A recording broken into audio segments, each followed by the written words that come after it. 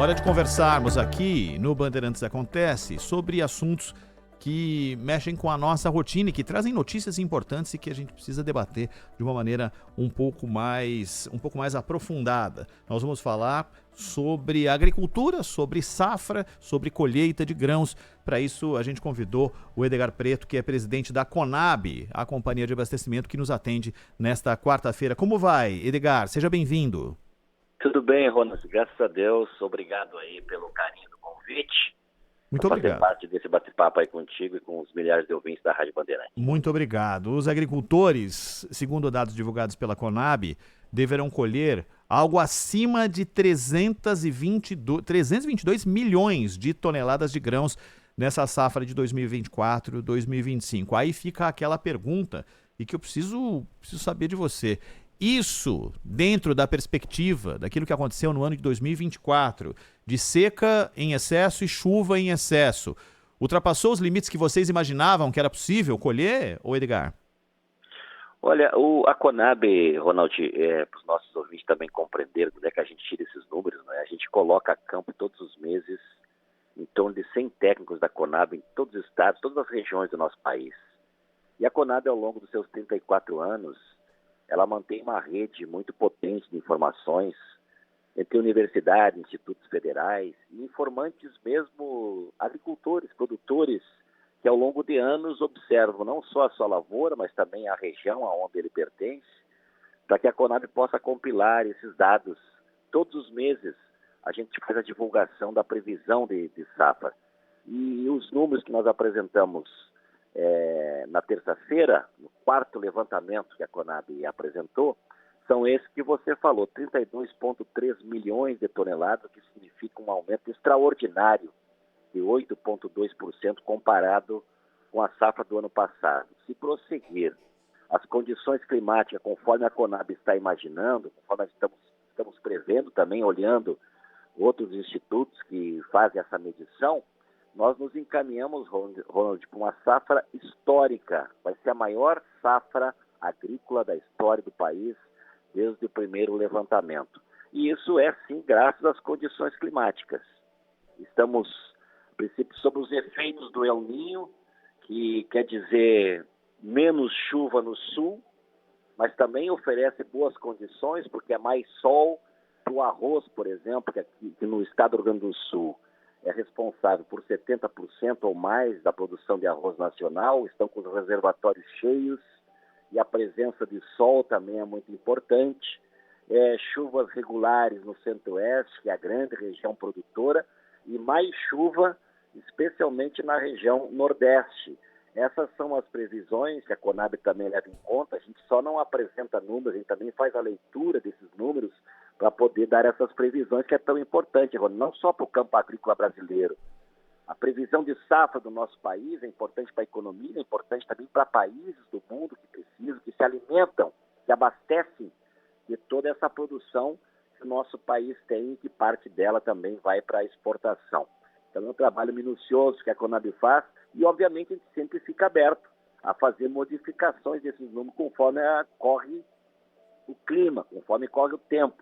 Mas as projeções, previsões, é que a gente vai ter no Brasil, se Deus quiser, tomara que Deus queira, essa safra histórica maior do que a safra recorde que foi de 22, 23. Essa vai ser superior. Quando vocês se reúnem para tratar desses temas, e aí você, como você mesmo disse, você junta informações de diferentes lugares, de diferentes estudos, para chegar a essas conclusões. Eu queria saber como é que fica a cabeça de vocês fazer essas projeções e lembrar do cenário que nós tivemos recentemente, porque é impossível que isso saia da mente, porque vocês tiveram que lidar com agricultores, alguns que perderam muita coisa, outros que tiveram que se reconstruir de uma maneira mais ou menos severa. Como é que é para vocês lidarem aí no dia a dia, mas não esquecer aquilo que foi vivido? Não, é muito importante a tua pergunta, porque o campo agrícola, nosso país, as políticas públicas, Ronald, a nosso ver, tem que ir se acostumando com esse novo normal, que é chuva em excesso em alguns lugares, mesmo fora das previsões, é seca em outros. Então, o poder público, não só o governo federal, estados, municípios, tem que levar levar isso muito em conta, porque afinal de contas não é só o abastecimento nosso, não só a nossa economia, é a vida do povo brasileiro que depende do que sai do campo, do que sai do trabalho dos homens e das mulheres, tiram da terra o que é essencial para a nossa vida, que é o alimento. Aqui no sul, onde eu estou hoje, que passou pela maior catástrofe ambiental da história, uma das maiores do país, aqui do Rio Grande do Sul, sem dúvida nenhuma foi a maior, nós tivemos que tratar do básico. A Conab ficou responsável naquele momento para cuidar do abastecimento. E foram até aqui, quase 200 mil cestas de alimentos distribuídos para o povo que estava fora das suas casas, na cidade, mas também população rural precisou da mão amiga do governo federal para alcançar o básico, que é o alimento. Veja essa contradição. Da onde sai a comida, os grandes responsáveis, muitos deles tiveram que ser abastecidos com cestas de alimentos por muitos anos. Então, esse novo normal é muito importante o poder público, o Estado brasileiro, observar com muita atenção e tratar de constituir políticas públicas que levem isso em conta, inclusive nas questões climáticas, nas questões ambientais. A Conab está se propondo aqui, junto com um conjunto de outras entidades, especialmente universidades, no Rio Grande do Sul, nós tratarmos também de um PA, um programa que nós temos hoje, o principal programa que a Conab desenvolve, que é o PA, Programa de Aquisição de Alimentos. Nós queremos reforçar um PA mudas de árvores para fazer essa recomposição nas encostas dos rios, nas encostas de morro, nas beiras dos rios, porque tem locais no Rio Grande do Sul que verdadeiramente, Ronald, vai ter que virar parque de cidades, vai ter que ser parque, vai ter que plantar árvores, porque não dá para o poder público continuar investindo, recuperando, fazendo casa, recuperando a estrutura, gastando dinheiro, quando se sabe, e é recorrente, que na próxima chuva, próxima enchente, a água vai chegar novamente aonde se for reconstruída essas casas. Então a Conab está se preparando cada vez mais com estoques públicos. Nós voltamos ano passado a fazer estoques públicos, agora estamos reforçando os nossos armazéns, a nossa capacidade estática de armazenamento, que foi desejado, digamos assim, no último período. O governo passado fechou 27 unidades armazenadoras, Ronald. Nós temos verdadeiros vazios sem capacidade de armazenamento, então nós temos que reconstruir isso para aproveitar esses momentos de boas safras para que a gente possa ter também as garantias para dar segurança para os consumidores. Mais oferta de alimentos é também a possibilidade de um preço mais equilibrado para os consumidores. Então nós estamos num conjunto de ações ministerial, o Ministério da Agricultura, o MDA, o MDS, Conab e outros órgãos, levando isso com muita atenção para a gente conviver com esse novo momento que o nosso país passa. Né? Tem alguma região que, diante desse clima mais amigável, digamos assim, mesmo assim, tem alguma região que preocupa um pouco mais a vocês? Na condição de armazenamentos ou do clima? Na condição do clima, porque tudo vai depender, mesmo com o clima menos, tem toda uma questão de reconstrução. Tem alguma região que você acha que pode colher menos ainda reflexo daquilo que aconteceu? O Rio Grande do Sul tem uma projeção muito positiva, Ronald, de recuperação. O Rio Grande do Sul, pelos prognósticos que a Conab faz, ele voltará a ser o terceiro estado produtor nacional. Ele tinha perdido essa condição para quinto lugar. Mas mesmo aqui no Rio Grande do Sul, que vive esse processo de reorganização, de reconstrução de lavouras, ainda tem muito que ser feito. Na região central do estado, que é uma região produtora também, especialmente ali se produz muito arroz, muitas lavouras, a terra boa foi embora, a terra produtiva, digamos assim, ou está dentro dos rios ou está nas encostas dos rios. Então é necessário aqui, e nós estamos tratando disso, o governo federal tem que ser em parceria com os municípios, com o governo estadual, de fazer uma recomposição da terra. Tem uma falta grande de calcário aqui no Rio Grande do Sul, e com essa enchente nós temos que potencializar esses cuidados. Então a atenção maior na questão da produção agrícola se volta para a região sul, porque aqui é muito importante. Por exemplo, o milho primeira safra. O Rio Grande do Sul é o grande produtor do milho primeira safra, que virou a safrinha. Há poucos muitos anos atrás, a primeira safra de milho era a grande safra, e agora a grande safra é a segunda safra, que fica mais concentrada na região centro-oeste. Mas o que é produzido aqui na primeira safra do milho, ele é essencial porque basicamente é o milho para o consumo, para o trato dos animais. Paraná, Santa Catarina, Rio Grande do Sul são grandes criadores de suíno, de frangos e mesmo bovino, e essa que é a principal ração animal, que é o milho, ele é fundamental. Então aqui a gente tem uma atenção especial porque principal ração para os animais quer dizer também respeito à proteína, a ovos, a leite, que é de interesse nacional, né? Perfeito. A gente lidou, além, você citou claramente a questão do plantio do arroz e o que o clima pode, de alguma forma, ajudar. E nós vivemos uma crise recente a respeito do arroz e muito se falou sobre estoques reguladores. Esse tema ficou na pauta todos os dias. Está pacificada a questão do arroz, Edgar? Ronald, eu tive 6 ou 7 reuniões lá na Conab, ou aqui, ou no Rio Grande do Sul, com o setor produtivo do arroz, com a Federarroz, que é a Associação da Indústria Brasileira do Arroz, aliás, a Biarroz, que é da indústria, a Federarroz, que é a Federação de Organismos Produtores, e a Câmara Setorial do Arroz. Então é todo o setor representado nessas três.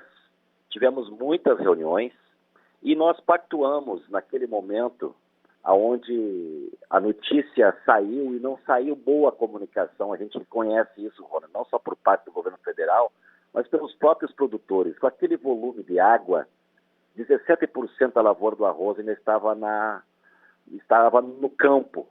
Mas tinha, especialmente aí na região central e na região metropolitana de Porto Alegre, que também produz arroz, muitos silos, armazéns que ficaram embaixo d'água, ou que ficaram parcialmente embaixo d'água, e não se sabia, naquele momento, quanto de arroz que havia sido colhido e que tinha sido impactado, que não seria mais possível ser utilizado.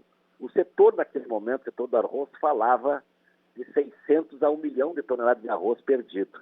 Veja bem, nós temos uma margem no Brasil, no mundo, mas no Brasil especialmente, uma margem ainda apertada entre o que a gente produz e o que a gente consome de arroz. Ano passado, o Brasil colheu 10 milhões e meio de toneladas e os prognósticos tudo indica que nós já estamos consumindo entre 10 milhões e meio a 11 milhões de toneladas de arroz. Então, nós éramos deficitários. Então, o governo fez toda uma mobilização também, partindo, primeiro, conversando contigo para resumir a questão do acordo. O que nós pactuamos? É que a Conab toda quarta-feira faz esse levantamento de preços de outros produtos, mas especialmente o arroz, e aonde identificarmos uma região, um estado, aonde o preço teve uma variação anormal acima do previsto, o setor se comprometeu com o governo federal, fruto de uma conversa, de um diálogo, de um acordo, de que irá irrigar esses locais com mais arroz. Se for necessário, botar mais pontos de arroz para fazer equilíbrio dos preços. Mas a grande questão, para além do que aconteceu da tragédia ambiental, é que nos últimos 13 anos, Ronald, o Brasil perdeu lavoura de arroz e de feijão. Quando não se tem políticas públicas para dizer para o agricultor é vantajoso produzir comida, ele, na hora de botar semente na terra, ele vai fazer as suas contas corretamente, onde está dando mais lucro.